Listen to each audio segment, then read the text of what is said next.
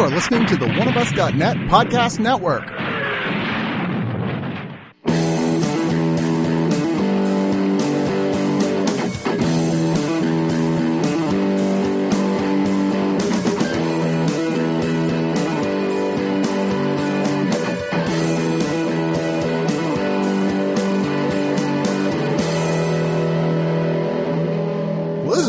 Weird prequel to Wonder Woman because there was just no Gal Gadot, there was no Amazons at all. I was wondering what it was about because I didn't know anything about it when I came in. There was no cheery war scenes. Yeah, I was a little confused. What's happening here? There's just a kid with a mutated face. No. I don't know what's happening here. And then, and I'm not talking about Owen Wilson. It's clearly where he got it from. Yeah, like Lexon. Or like, I see the genetic thing component here. He didn't say wow once in this movie. I just realized that. Well, it's because, let's be fair, this movie, Wonder, Owen Wilson and Julia Roberts, who play the parents, they're really kind of side characters. Yeah, he's super a side character. It's really, well, it's actually kind of nice to see them take this, be willing to step aside because they're used to having their own films and let this kid, this very charismatic kid, by the way. Absolutely. Well, it's Jacob Tremblay, who's kind of like the new Wunderkind of like 8-year-olds or something. Yeah, he's fantastic. I love him. Yeah, despite being in the Book of Henry, a little bit of a misstep. Not his fault. No, not his. He does what he can, like most actors try. But, he's a kid who's like, everybody's like, I want to work with that kid because he's very talented. And I think that here he proves that it was no just one trick pony from Room. He's like, oh, damn, this kid's good. Even when you put a ton of very convincing makeup on his face to make him look like he's a kid who was born with serious birth defects or his face is kind of all fucked up. Never for a second do you doubt that, like, that's real. Oh, yeah, that's watching this. Mm-hmm. But yeah, it's this family, like we said, Owen Wilson, Julia Roberts, raising this kid, Jacob Tremblay, and their daughter, blah, blah, blah, blah, what is her name? Via, yes, played by Isabella Vidovic. Ironically, or maybe specifically, who is normal, who doesn't have anything weird about her face. And it's, they starts with basically Jacob Tremblay's character, August or Augie. It's his first day in a real school. Going to middle school after being homeschooled. And he's a super smart kid. He's kind of obsessed with space and science. And Star Wars. Which you can tell Disney was involved in this because there's no shortage of very specific on-screen Star Wars. I was really surprised George Lucas is the most litigious man in Hollywood, and he had to... Well, he didn't own any of that shit anymore. Oh, well, doesn't he still have a say? I don't think he does. Really? I'm not sure. I think I'm pretty goddamn sure Disney owns it whole. Oh, wow. Yeah. I don't think he has anything. I think it would look bad on them saying no to it, though, kind of thing. Well, I mean, I'm assuming that, let's see, it's Lionsgate, which is weird because I assumed it was kind of like, well, wait, Disney had to have been involved. I expect to see the Touchstone logo or something. But maybe it's just that Disney liked the script enough, they were like, okay, do that. But I can see why. So they put this kid in school, and naturally you're expecting, kids are monsters. Absolutely. Yeah. And you're going to be like, man, you're a horrible creature, kid, and we're going to hate you and demonize you. And to some extent... And you know what? Like, even if that kid didn't look like that, they still were going to fucking do that. Exactly. Yeah, I stay in a new school. I had PTSD watching this movie. Me too. I was like, oh God, this is depressing. But it's the whole, he's dealing with that. The daughter is dealing with other stuff that's going on here, including her best friend coming home from, the summer, and she's changed. She's found a group of cool friends. She's dyed parts of her hair. She's kind of piercings. She's got little touches of punk rock to her now, and she's kind of like, I don't know. You were a little nerdy. I don't want to hang out with you. Trying something new. Yeah. That's what she says, by the way.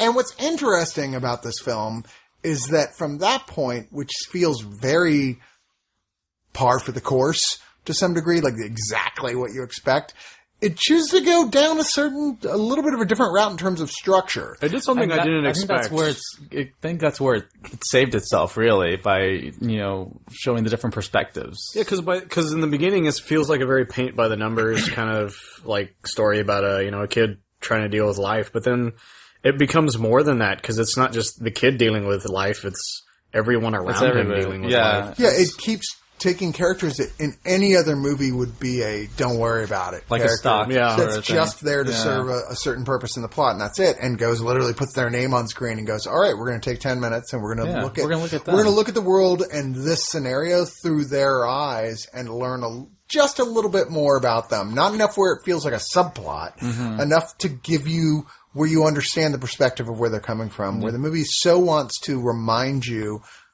to humanize everyone. Yeah, because even no one who doesn't have more to them than you see. Don't write anybody off, essentially. Exactly. Yeah. I mean, this movie ultimately is the message against bullying. I've never seen a film that more effectively makes a statement against bullying than this movie does without ever feeling like an ABC movie of the week. It was one of the first times I saw a movie involving that kind of message that actually I thought was really effective, and the point where I was tearing up from it kind of thing, from how effective I thought it was. I was sitting next to Martin, and 20 minutes in, he had tears streaming down his cheeks that never stopped. That I don't know what it was, but this movie punched him in the gut. He was just like his cheeks were soaked. I started bawling. That. I know he's not the biggest crier, and I was like, "Damn, this movie punched his buttons." You know what the crazy thing is that like I cried a little bit at the end, and then when I got in my car, I just started bawling. Like, did you really? Out of nowhere. Like, I was turning my car on, and then I just started fucking bawling. Like, I was like, I don't know, God, what's wrong with me? I immediately texted, like, my first friend from, like, first grade, because I had one friend in first grade, kind of thing. And I was like, no friends. I was like, thanks fucking God for you, Albert. Oh, my God. Well, I mean, it is definitely about how important those early friendships really are, how important family can be. I mean, because in the first, like, the sister is, like, kind of nervous about having her brother in school, even though she's a little unrealistically supportive, I thought, to some extent. I don't think that's true at all. No, I could see the her being invested in him as much. Well, maybe not as much, but the thing was as much as the parents were. Like, she was really invested in it, but then it was also. But I think the reason it works is because right after that, you see that she's also bitter about it as well. Well, you see, when she does what she does, I thought, well, at first you think she does certain things because she's being kind of mean. She's bitter, but she's self-aware of the fact that she's kind of like, no, but I also realize I'm being terrible. But that's like what a normal person would think kind of thing. Well, her identity was sort of tied up, part of her identity was tied up with him. And when she encounters someone that doesn't know her, I think, well, this is a chance for really me to not be who I was before, in a way. Same with, I think, with the best friend. That was sort of her. But that's the thing. This is the movie that grows on you as it goes along. Because I'm so resistant against it the whole way I'm fighting this movie. Me too. I'm just going like, I don't really want to like you. This is pure treacle. Manipulative treacle. But it was honest. But it was honest. It like I said, the way it made this point of building towards that ending, that by the end you were like, oh, I totally see what you're doing here and why you did it the way that you did, of like making sure that we saw through every character's eyes. Yeah, there's one specific character that when they cut to her, I was like, well, why are they doing that? But then, it really does pay off at the end, I think. Yeah, and in a way that's just so utterly organic. It's not a twist or anything. Yeah. It's just kind of like, this is what this movie is about, with these good performances and even, dare I say, pretty goddamn solid dialogue throughout. Absolutely. The guy that directed Perks of Being a Wallflower. Yeah. Oh, and I think wrote Perks of Being a Wallflower. Yeah, Stephen Shopsky. Is that how you pronounce it? Yeah, CHB? That seems kind of like there's missing a vowel on there somewhere. As I love weird last names. I'm sure it's Canadian or something. Yeah, I love like interesting last names, and his is like one of those. But I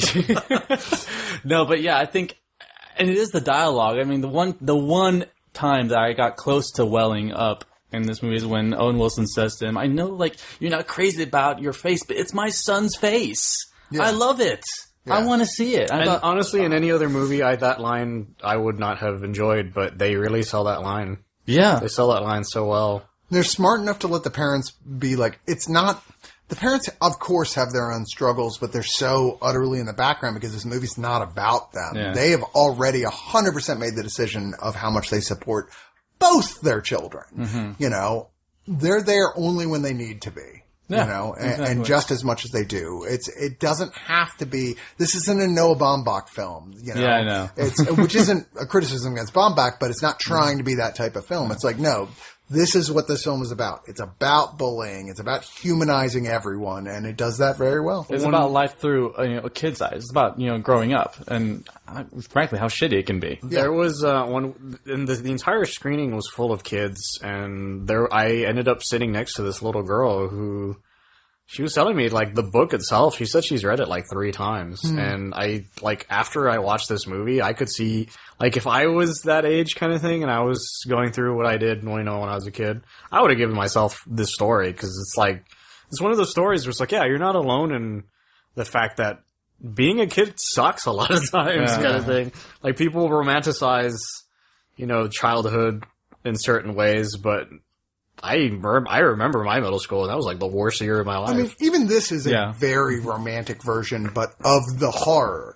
It deals with the horror of being a kid at this age and all the shit, but even that is kind of like with rosy tinted glasses to some degree. Yeah, because I've had so much worse things told to me. Romanticizing the horror, do you think it would have been more effective to have it be it was. I feel like it was exactly what it had to be. Yeah? I mean, to a large degree, this movie is aimed at kids and aim at parents with a certain degree of nostalgia, of that rosy tinge nostalgia of just like, yes, this hits on, it's almost like a greatest / worst hits of childhood as it's going through, and those moments, those transcendent moments where that shit that was bullshit, that suddenly it didn't seem so bullshit, but they write those moments so well that you don't get nauseated watching them happen.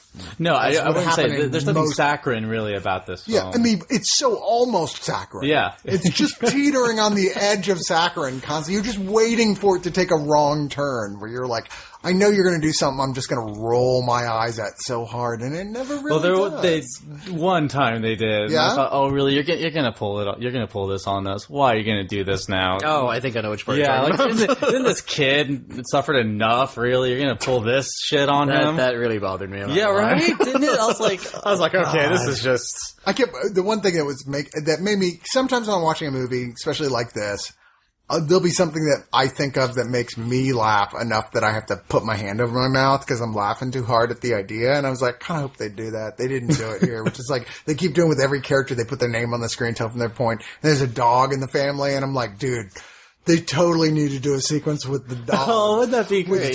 Tom Hanks is the voice of the dog. Because, come on, Tom Hanks is the only thing missing from this movie. Exactly. They could have just done it, I think it would have worked if they did it like the pizza dog in Hawkeye, where there's no actual dialogue, it's just the dog just walking around while shit's going on in the background kind of thing. That would have been amazing.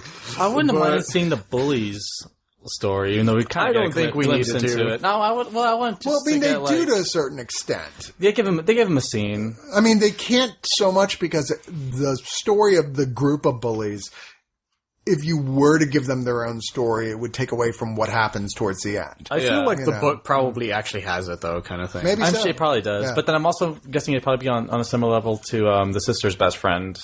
Yeah. Sort of like the absentee parents. They get their moments. Yeah. And I feel like this is the type of story that I could have seen done maybe much better as a Netflix miniseries where everybody had that much more time. I could have seen it that way, because it really feels like something where you're like, wow, I could completely have watched another 6 hours of this school year, over time, playing out with like each episode is from the viewpoint of a character. Yeah. You're like, it's a really great take on this kind of. It didn't work for Arrested Development Season 4, though. I wasn't asking for Ron Howard to go. He didn't. There's the voice of a dog right there. And he was going to love his first day of school. He didn't. But let's get a final thoughts. Michael, what do you think? I really loved this movie. I was surprised how much I did. Like, when I first got in this... When you first were like, hey, could you watch this movie? I was like, I don't know what this is about. I showed up. You should have seen his eyes when I told him. I was like, don't go see that other thing. Go see this. He's like, really? I didn't know what it was. I was like, I could, I guess. I don't know what it is. Like, I get there, and I wasn't sure what I was getting into until that little girl sat down next to me, and she started explaining this, like, a small synopsis of it real quick to me. She had the book with her and everything, and I gave her the little box thing that they had, but I get to keep the pen. There are perks. Yeah, because she had one. They she gave said little giveaway boxes. I'm the only guy who got a fidget spinner, which Frank is playing with now, because otherwise I can't stop touching it. But yeah, I wasn't sure what to think, and then as it was progressing, the more I saw it, the more I thought back to my own like personal experiences, kind of thing. And it felt like staring at a weird mirror kind of thing. I've wondered about that. Your face is kind of fucked up. The beard hides everything. But no, yeah, it was one of those things where it's like, yeah, I remember these kinds of moments where like, yeah, I had like 2 or 3 friends kind of thing at most during a certain period of my life kind of thing. And then, you know, like one of them was kind of a dick at one point. I feel like this is going to end with him hugging us. No, probably actually. I would be surprised. It's going to protect me, Chris. So. No, it's just like, it was one of the most emotional things that I've seen in quite some time because it hit me it just hit me kind of thing. Like, which I did not expect. Like when I came into this movie, I was like, oh, it's got Owen Wilson and he's going to say wow like 10 times and we're going to be like, Julia Roberts, you're in this kind of thing. But every single character really gets their moments, and I feel like even though Owen Wilson felt like the most side character, he gets a lot of great moments in this movie. Like even the moment where I was like, oh, you can't be doing that. Even he, like when they do that, he gets a great little moment. Like it's very short, but it's just him sitting at a table kind of thing, and it's a terrific scene. I felt so bad at that moment because basically I rolled the second before that and I was like, oh wait, no. If you say moment again, I'm going to kill you. Say instance. The instance. You're like patience with literally. I'm just like, stop saying literally. But I literally did this. No, but I did literally cry though a lot. Not nearly as much as Martin though, according to Chris. Yeah, that guy was amazing. I had to like get sponges. I cannot. Bad. I put up my Alamo thing. I'm like towels. But honestly, like I loved this movie kind of thing. I was surprised, and I recommend it to a lot of people around that age that this movie kind of portrays because it's one of those things. It teaches you that the world can be kind of shitty, but you're not alone in it, kind of thing. Frank's doing what I was doing. Right? He's like playing with the fidget spinner to the point he's like, I can't stop staring at it. My one being all emotional here, and you guys are playing with a fidget spinner. My one thought is I'm not taking it home with me, so I was like, okay, I can. No, but at the end of the day, I would have to give it 9 out of 10 movie cameos. Okay, fair enough. All right. Yeah. Star Wars cameos. Yeah, Star Wars cameos specifically. Franklin? Can I just point out the irony here that this movie is very anti-bullying and it's got Mandy Patinkin as the principal who's like sort of supposedly a really big bully to his co-stars. I've heard that. Yeah. And other things. I just want to say that. I kept waiting for him to like turn on someone and be like, you on the little bully kid. Yeah, I was like, that would have been fantastic.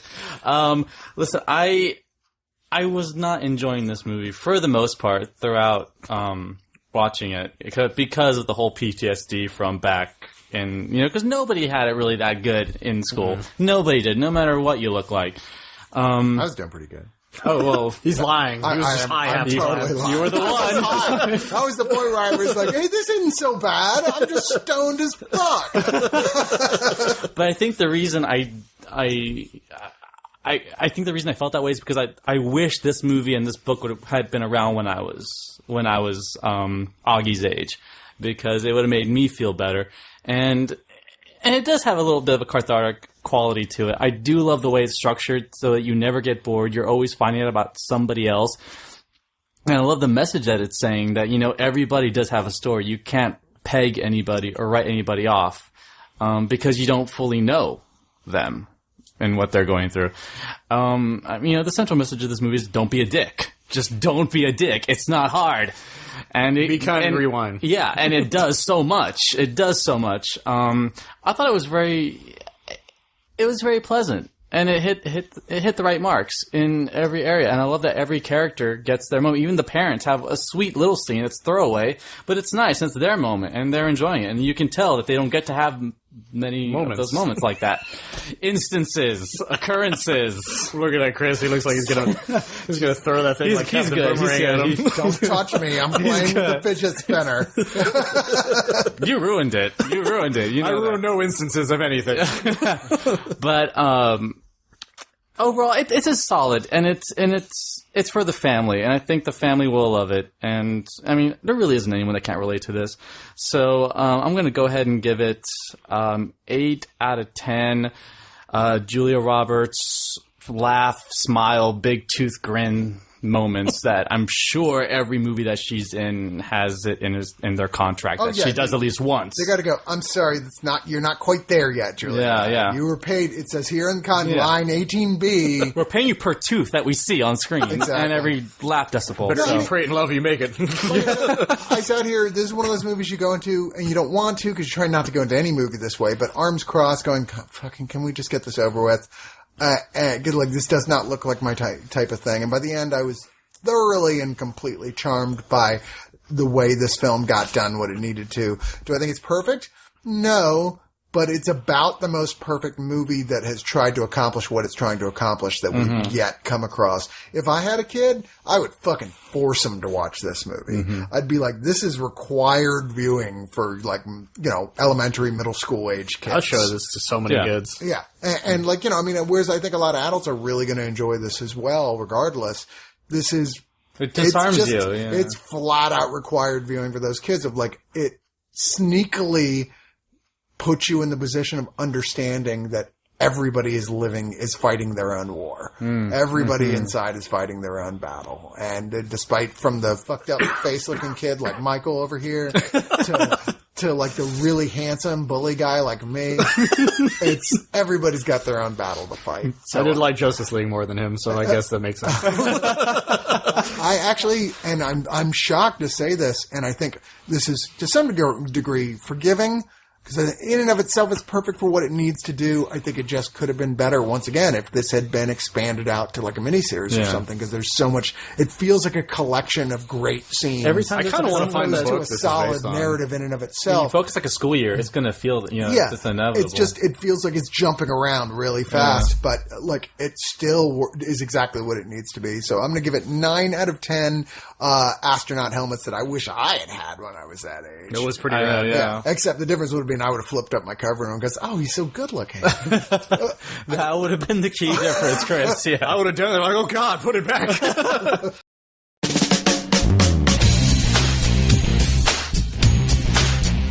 Oneofus.net has been your one-stop shop for all things geek for years. But there's a side to them many of you have never heard. The subscription side. Subscribe and listen to great podcasts like The Breakfast Pub, The Original Gentleman, and the Watch a Movie With Us series. Head on over to Oneofus.net and don't forget your towel.